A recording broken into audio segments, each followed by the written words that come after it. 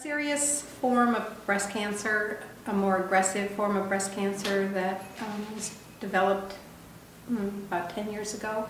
And I didn't want to have chemotherapy and radiation. I was very frightened of that. I had been fortunate enough to read, before being diagnosed with cancer, the destruction that that would create to my body.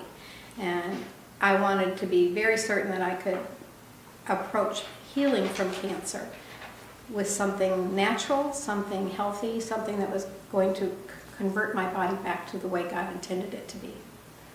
Dr. Olson called me one day, it was 2 days before my daughter's wedding, and said my test results were back in and that they were pretty good, but he wanted me to be introduced to a new product that he had been working on. I was thankful that my test markers were pretty good, but I was more interested in anything else that he might offer me, because he had kept me alive and healthy and well for a number of years. And so I immediately started on the immunozyology.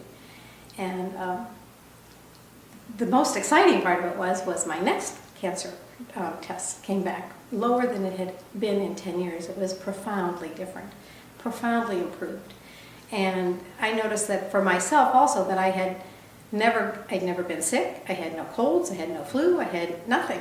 I just continued to feel younger and better than I had felt 10 years before, and I continue to feel that way today. The one thing I notice about being on immunozyology is that I sleep very well. I continue to feel better today than I did when I was 40 years old.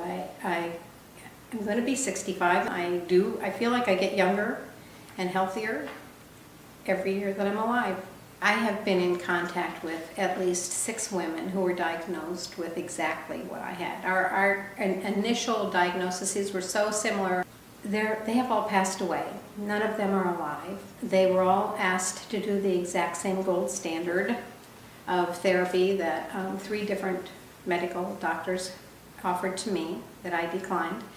And I don't know how to say to anyone that for the few dollars that you will spend, and for example, my insurance company back when I was first diagnosed with cancer probably would have spent somewhere between $400,000, $500,000 to treat the cancer that I had. You know, when I look back and I think how much little money came out of my pocket by comparison to make me well and feel better and younger feeling than I have felt my whole life. It's a sad thing. I really encourage people to think beyond an insurance company and to look deep around their home, and you've got something to sell, sell it, because that's where your money should be spent, is on your wellness.